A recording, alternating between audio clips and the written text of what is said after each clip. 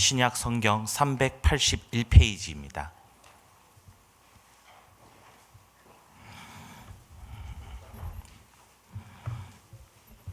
베드로전서 3장 8절에서 12절의 말씀입니다.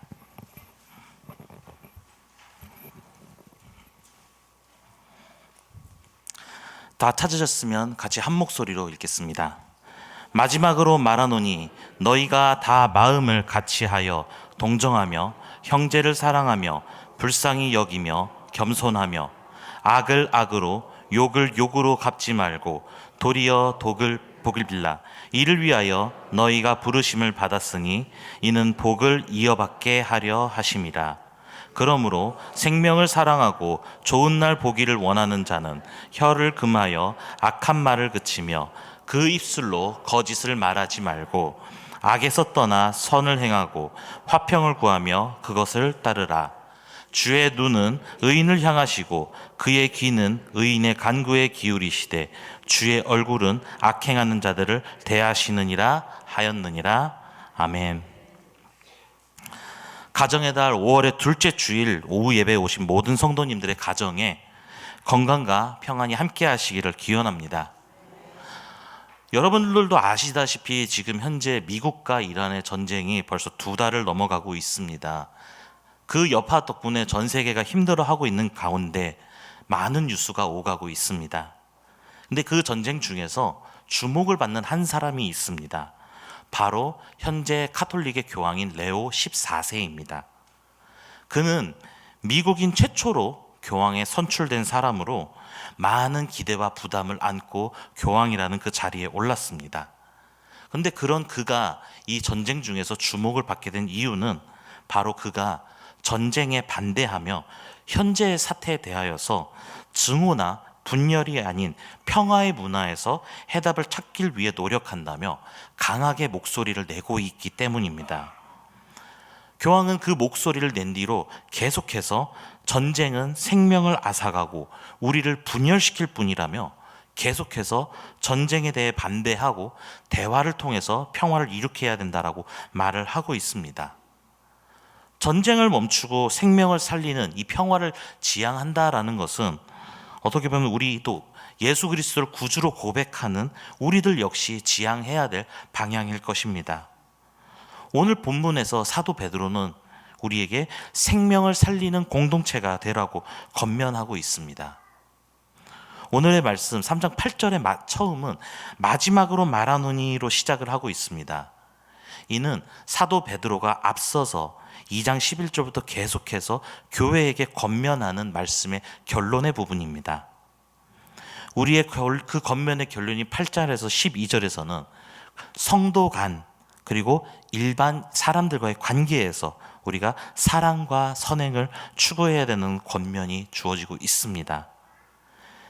사도 베드로는 우리가 이 세상을 살아가는 거룩한 나그네로서의 성도의 생활에 대해서 실천적인 권면의 결로로서 생명을 살리는 공동체가 되길 바라면서 우리에게 어떻게 그 공동체가 돼야 되는지 말을 하고 있습니다.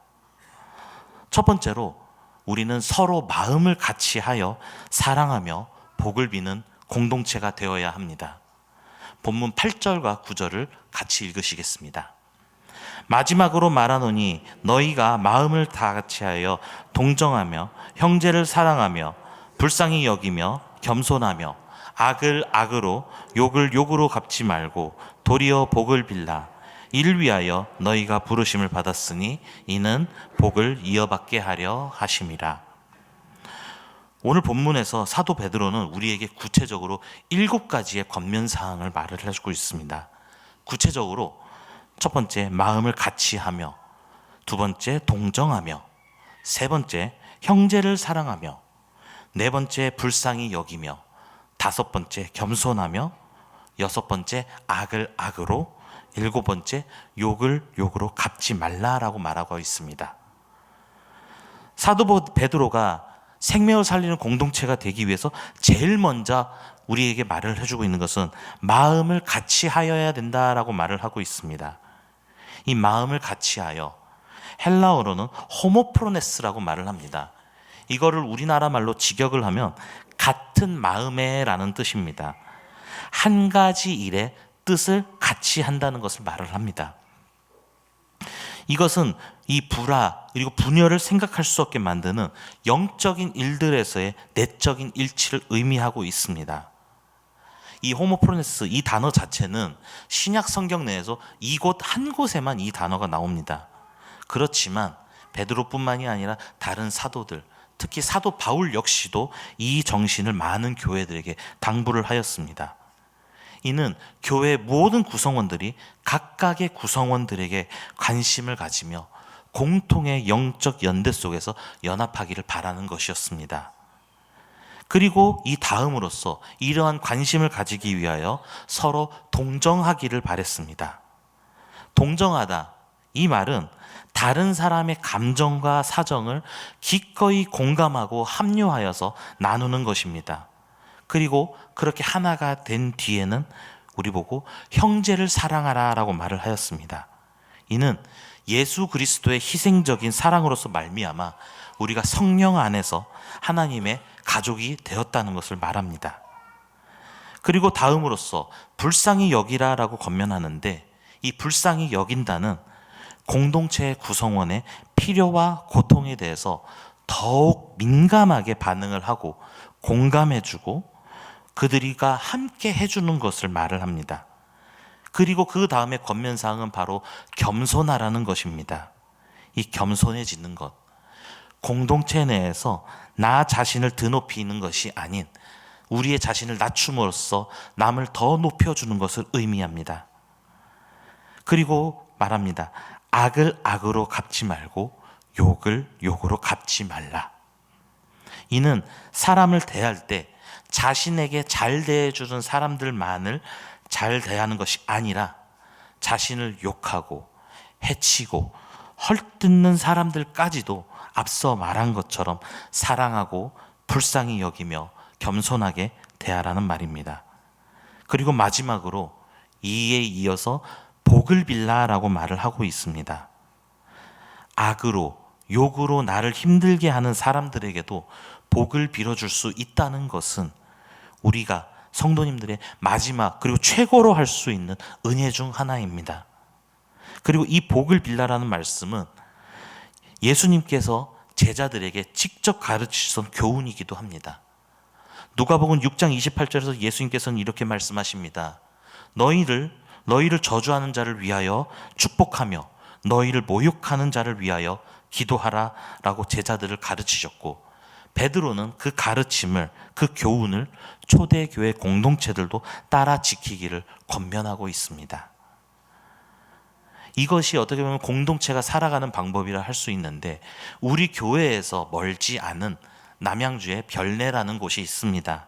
이곳에는 대단히 특이한 아파트 단지가 하나 있습니다. 바로 위스테이라고 하는 단지입니다. 이 단지는 특이하게도 하나의 사회적 협동조합으로서 단지 내, 아파트 단지의 모든 사람들이 이 조합에 가입해서 살아가는 약간 실험적인 사회주택 단지입니다. 이 조합의 목적은 하나입니다. 건강한 공동체를 통해서 더불어 함께 사는 행복을 누린다는 것입니다.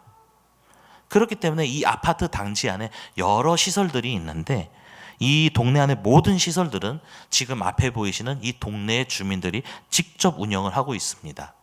세탁소도 있고요, 책방도 있고, 방과 후 돌봄교실, 각종 취미 모임, 이런 것들이 많이 있습니다. 심지어 다른 상점들까지도 이 아파트 단지 안에 주민들이 직접 운영을 하고 있습니다.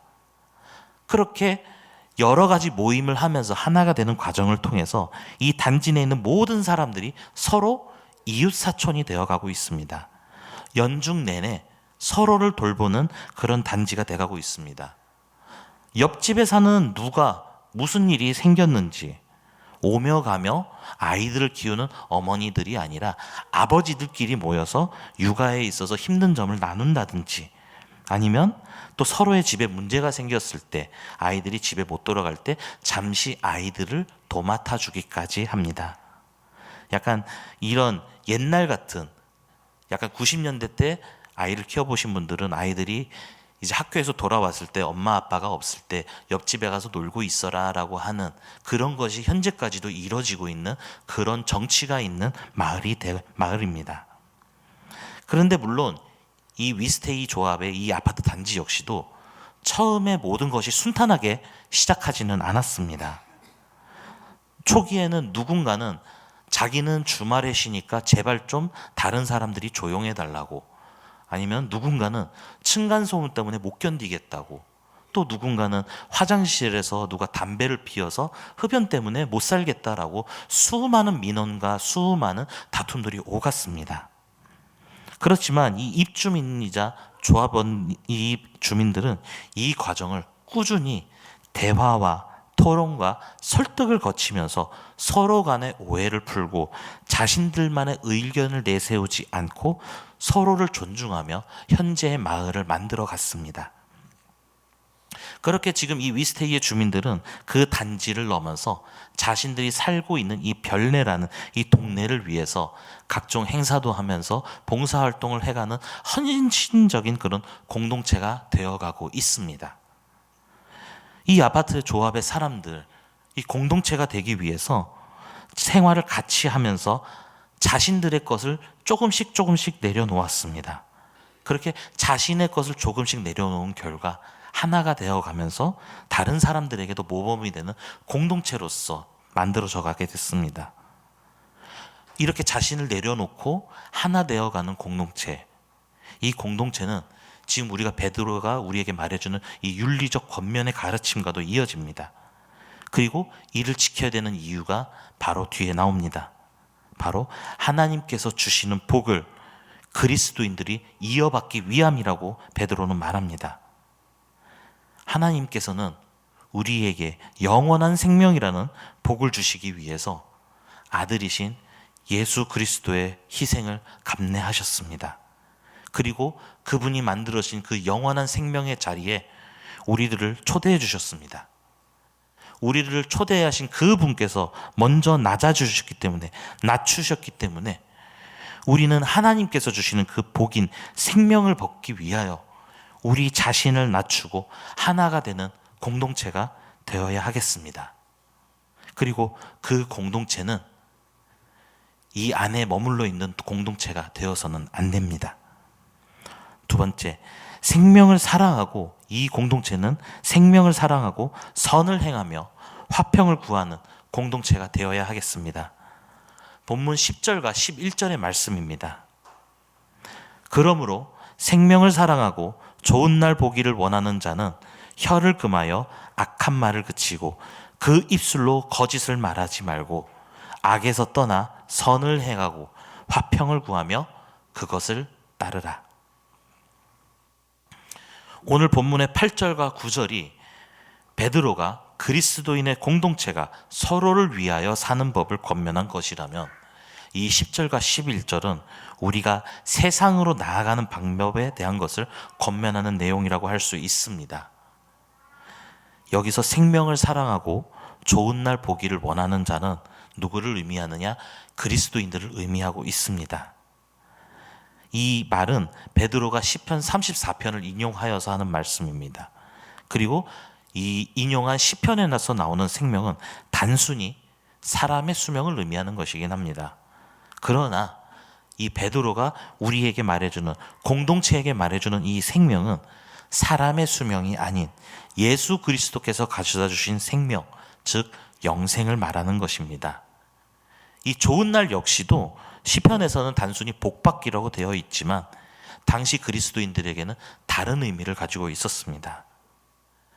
베드로가 이 편지를, 베드로 전서를 썼을 시점은 약 기원 후 AD 64년이라고 보고 있습니다. 이 시기가 어떤 시기였느냐?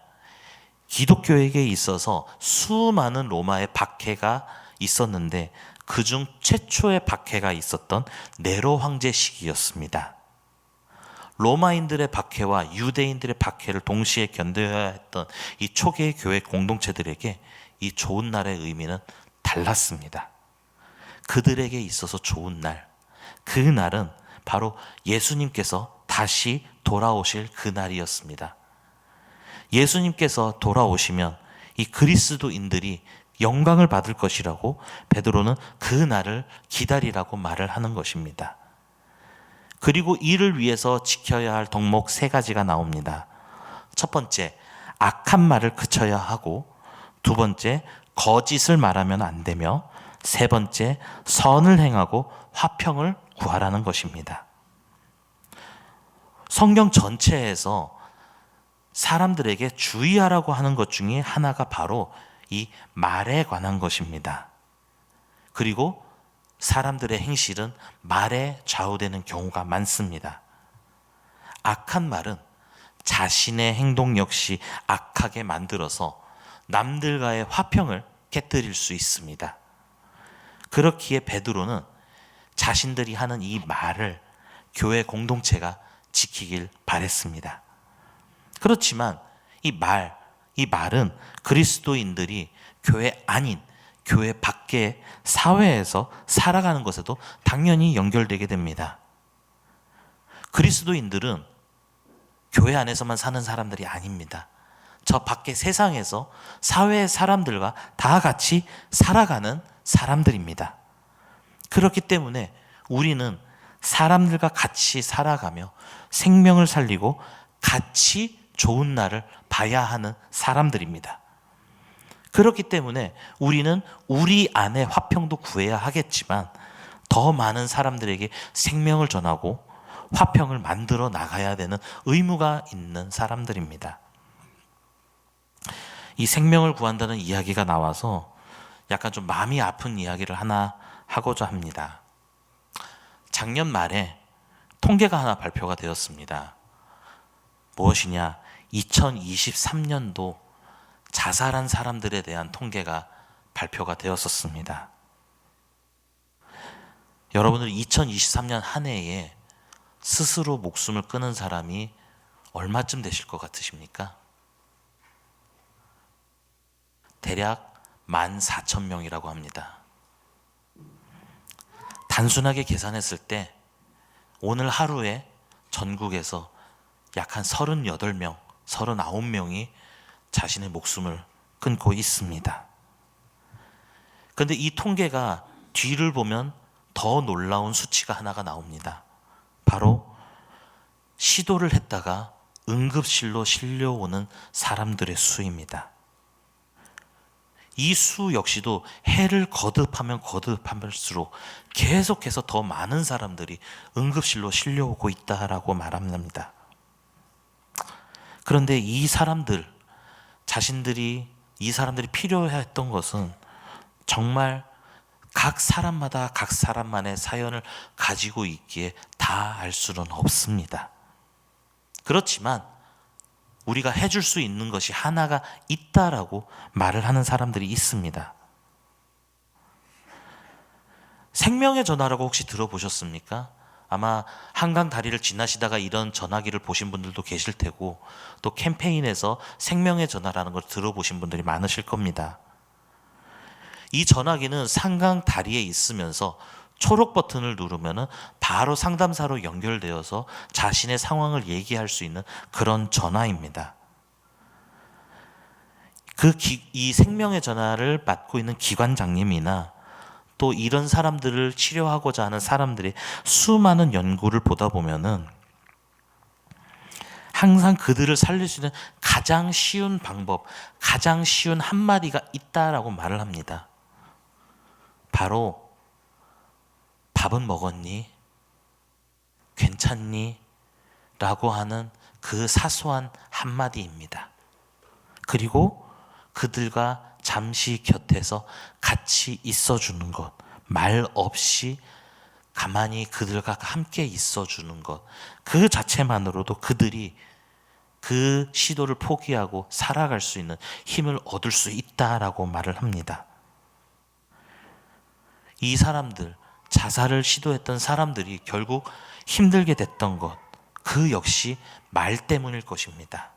그렇지만 그 사람들을 살릴 수 있는 것도 정말 사소한 밥 먹었니? 괜찮니?라고 하는 그 말 때문이라는 것을 우리는 알 수가 있습니다. 이처럼 우리가 하는 말, 너무나 많이 하는 이 말, 그 자체로 힘을 가지고 있습니다. 앞서 베드로가 말한 생명을 사랑하고 좋은 날을 보기 원하는 자들이 추구하는 생명과 좋은 날은 그리스도인들에게는 하나님께서 주시는 영생과 영광의 날이라고 말씀드렸지만, 우리 역시 이 세상에서 살아가는 이상 그 단어 자체를 원하는 사람들입니다. 그리고 우리 주변에 있는 사람들 역시도 살아가고 싶고 좋은 날만 있기를 바라는 사람들입니다. 악한 말을 그치고 거짓을 말하지 않으며 악에서 떠나 선을 행하며 화평을 구하는 것. 사도 베드로가 권면하는 이 내용은 우리 공동체 내부만을 위한 것이 아니라 우리가 살아가는 이 세상의 모든 사람을 위한 말이기도 합니다. 우리들의 이웃들을 위하여 악한 말을 하지 않으며 이웃이 필요로 할 때에 그저 같이 있어주며 그들의 이야기를 같이 들어주는 것을 통해서 우리는 세상 속에서 화평을 구하는 공동체를 만들어 나갈 수 있을 것입니다. 그리고 우리가 이렇게 화평을 만들어 가려고 노력을 할 때 하나님께서는 이를 좌시하지 않으십니다.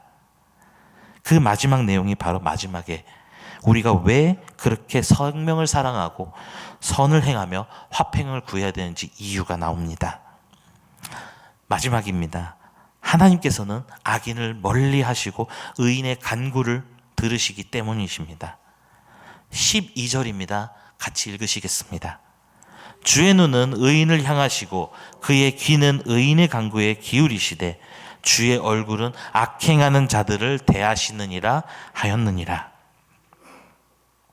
앞서 그리스도를 따르는 공동체는 형제를 사랑하며 하나가 되어야 된다라고 제가 말씀드렸습니다. 그리고 말과 행동을 조심하며 주변의 사람들과 함께 살면서 생명을 구하는 공동체가 되어야 된다라고도 말씀드렸습니다. 그리고 베드로는 그 이유를 마지막에서 말하고 있습니다. 왜냐하면 예수님을 믿는 것을 통해 구원의 길을 따라가는 사람들을 하나님께서는 한 명 한 명을 다 지켜보고 계시기 때문입니다. 오늘 말씀에서 베드로가 말하는 이 주는 어느 한 하나님만을 말씀하는 것이 아닙니다. 성부 하나님, 성자 하나님, 성령 하나님, 삼위일체 모든 하나님을 의미하고 있다라고 봐야 합니다. 그리고 그 하나님께서 하나님을 따르는 공동체의 사람들, 즉 의인을 바라보신다고 말씀하십니다. 이 의인은 헬라어로 디카이오스로서 그 자체에서 악에서 떠나 선을 행하는 의인을 말합니다. 그리고 하나님의 귀는 하나님을 따르는 사람의 간구를 들으신다고 말씀하십니다. 이 간구는 헬라어로는 대신입니다. 단순하게 기도라고 번역이 되어 있지만 이것은 중보기도를 말하는 것으로 사용되었습니다. 그래서 이 문장을 직역하면 주의 눈들은 의인 위에 있고 그의 귀들은 그들의 기도에로써 주님께서는 항상 의인을 바라보고 계시며 그들이 필요한 것이 무엇인지 알고 계실 뿐만 아니라 그들의 간구에 응답하사 가장 적절한 때에 가장 적절한 방법으로 그들을 도우신다는 말씀입니다. 그렇게 하나님께서 도우시는 공동체는 자연적으로 모범적이 되고 생명을 살리는 공동체가 될 것입니다. 그러나 이 의인들이 가는 길이 항상 순탄하기만 하다면 좋을 것입니다. 그렇지만 그 길은 항상 순탄하지 않습니다. 왜냐? 의를 행하기 때문에 그들을 무너뜨리려는 세력은 항상 있기 때문입니다. 이에 대하여 베드로는 분명하게 말합니다. 하나님께서 악행하는 자들을 대하실 것이라고 말입니다. 여기서 대한다. 이것은 무엇에 거슬러라는 의미로서 주의 얼굴은 악들을 행하는 자들에게 거슬러 있다는 의미로 주께서 악을 행하는 자들에게 우리를 대신하여 복수하신다는 것을 말합니다. 이 의미는 베드로뿐만이 아니라 사도 바울 역시도 말을 하였습니다. 로마서 12장 19절에서는 이렇게 말합니다. 하나님께서 그리스도인들을 대신해서 원수를 갚아주실 것이라고 말입니다. 예수 그리스도께서 직접 자신의 몸을 희생하시어 사람들을 죄를 사하심으로 구하셨던 것처럼 이 그리스도인들이 죄에서 벗어나 예수님의 길, 즉 선을 따라가는 사람들이기 때문에 하나님께서는 그 악한 자들이 승리하게끔 내버려 두는 분이 아니시고 악을 행하는 자들을 손수 징벌하시는 분이십니다. 그분께서 우리 대신 악을 심판하시고 징벌하실 것이기 때문에 우리는 걱정 없이 선을 행하는 일, 즉 생명을 살리는 일에 힘을 쏟을 수 있는 것입니다. 이렇게 남들을 대신하여 행하는 이런 사람들 중에 한번 뉴스나 이런 데서 자경단이란 말을 한번 들어보신 적이 있으십니까? 이 자경단인은 어떤 사람들이냐? 사람들이 살고 있는 공동체에 문제가 생겼을 때 범죄자나 이런 문제에 대해서 스스로 질서를 유지하기 위해서 움직이는 개인이나 단체를 의미하고 있습니다. 이 자경단의 활동도 분류로 따져보자면 다양한 부류가 존재합니다. 그런데 이것이 또 창작물로 넘어가게 되면은 법으로 처리할 수 없는 범죄자들을 대신해서 처단해주는 자경단도 등장을 하는데, 이 과정을 그림으로써 사람들에게 대리 만족감을 느끼게 해주는 이런 캐릭터들이 등장을 합니다. 이 인물들은 다른 사람들이 일상을 편안하게 살고 이웃을 돕길 바라는 대신에 자신이 고통받음으로써, 자신이 범죄자가 대신 싸움으로써 어둠에 남아있기를 바라는데, 간혹 가다가 법을 어기는 일명 비질란테라고 하는 존재로서도 남아있기를 바라고 합니다. 이런 케이스의 대표적인 사례가 세계적으로 유명한 캐릭터인 배트맨이라는 사례가 있습니다. 아마 한 번쯤 들어보셨을 것이라고 생각합니다. 이 배트맨의 제일 대표적인 별명이 무엇이냐? 바로 영화로도 만들어졌던 별명이 다크나이트입니다. 이 영화 다크나이트에서는 마지막에 배트맨이 도시의 영웅이었던 검사의 살인범이란 누명을 다 뒤집어 쓰고 도망을 가는 것으로 마무리하게 됩니다. 왜냐? 이전에 일련의 사건을 통해서 검사가 자신의 약혼자가 죽은 데 연루된 사람들을 법의 심판이 아닌 사적으로 마구 처형을 하고 다녔고, 배트맨은 이 검사를 막으려다가 실수로 그 검사가 죽게 되었습니다. 그렇지만 이때 이 시기에 도시의 사람들은 이 검사가 저지른 범죄에 대해서 알지 못하는 상황이었습니다. 그리고 그가 말을 했던 것처럼 도시가 좀 더 범죄를 없애고 좋은 도시가 위해서 많은 사람들이 노력을 하고 있었던 시점이었습니다. 근데 그런 상황에 그 사람이 사적으로 범죄자를 죽이고 다녔다는 것을 알게 된다면 이 사람이 해왔던 노력이 다 허사가 될 수도 있었습니다. 그래서 그는 말합니다. 검사가 저지른 죄까지 내가 다 뒤집어 쓰고 가겠다. 자신을 잡으라고 현장에 있던 경찰청장에게 말합니다. 그래서 이 영화의 마지막을 제가 연기로서 들려드리겠습니다. 이 경찰청장의 아들과 경찰청장의 대화입니다. 아빠, 왜 그가 도망가는 건가요? 우리가 쫓아야 하니까. 그렇지만 그는 잘못한 게 없는걸요? 그래, 그는 영웅이지만 당장 필요한 건 아니란다. 그러니 쫓는 거야. 그는 감내할 수 있으니까. 그는 우리의 영웅이 아니니까. 그는 침묵의 수호자이자 주의 깊은 보온자, 어둠의 기사란다. 이 작중 도시의 사람들은 도시를 좀 더 살기 좋기 위해서 일했던 이 검사의 유지를 이어받아서 도시 내의 약자들을 돕고 범죄를 줄이기 위해서 스스로 노력하는 단계까지 갔었습니다. 그러나 어느 한 범죄자의 계략으로 인해서 그 희망의 심볼이 타락할 위기에 처하자 그는 자신이 어둠에 남아서 계속해서 범죄자들의 싸움을 이어가기로 말을 합니다. 자신이 언젠가 붙잡혀서 법의 심판을 받게 될지라도 말입니다. 그렇지만 이 모든 사실을 알고 있던 이 경찰청장은 그의 유지를 이어받아 점점 더 도시를 살기 좋게끔 만들어 나가기 위해서 노력을 하게 됩니다. 배트맨이 다른 사람들 대신하여 범죄와의 싸움을 대신하였던 것처럼 누군가가 자신이 힘들어하는 것을 또 해야 하는 것을 대신해 준다라는 것은 많은 사람들에게 도움을 주기 마련입니다. 그런데 사도 베드로는 이에 대해서 말을 하고 있습니다.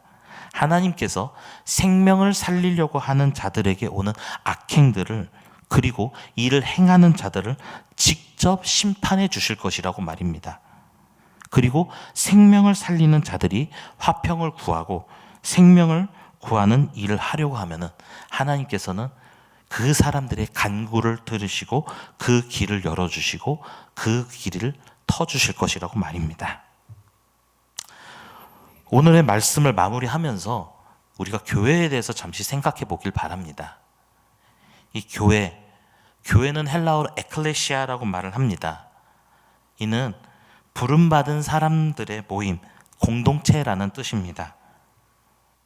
부름받은 사람들의 모임. 이 교회는 건물이나 제도가 아니라 예수 그리스도를 주로 고백하는 사람들이 모인 공동체를 의미합니다.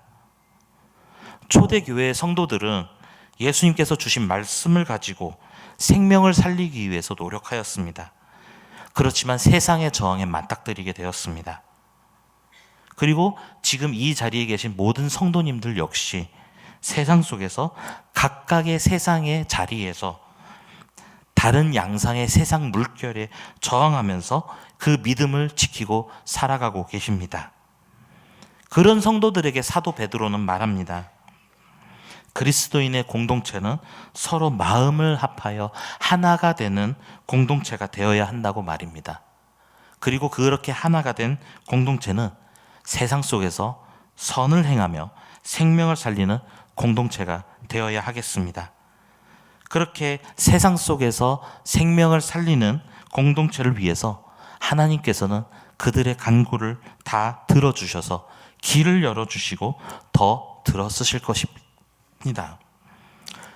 지금 이 자리에 계신 모든 영광의 성도님들, 우리는 인간이기에 다 각자의 삶이 있고 각자의 생각이 있습니다. 그렇지만 하나님의 말씀을 듣고 이 모인 이 자리에서 교제를 나누는 이 가운데 우리 모두가 생명을 살리기 위해서 점점 더 하나 되어가는 하나님의 생명을 살리는 공동체가 되어가기를 소망합니다. 기도드리시겠습니다. 사랑의 하나님, 5월의 둘째 주 주일 오후에 저희가 예배를 드리게 해주심을 정말로 감사드립니다.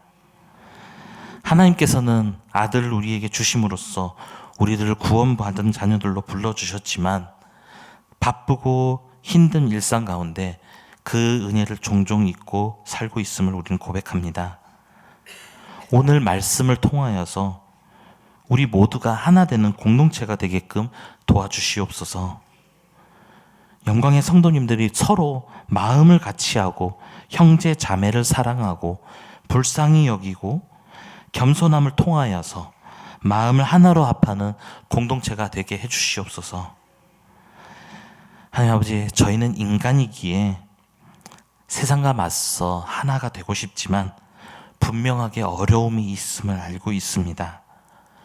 지금 저희가 드리는 기도를, 저희의 간구를 들어주셔서 세상에 맞설 수 있는 힘을 주시고 하나됨을 통해서 이 교회를 넘어 저희가 살고 있는 이 지역을 또 성도님들의 각자의 터전에서 생명을 살리고 화평을 구하는 교회가 되게 해주시옵소서.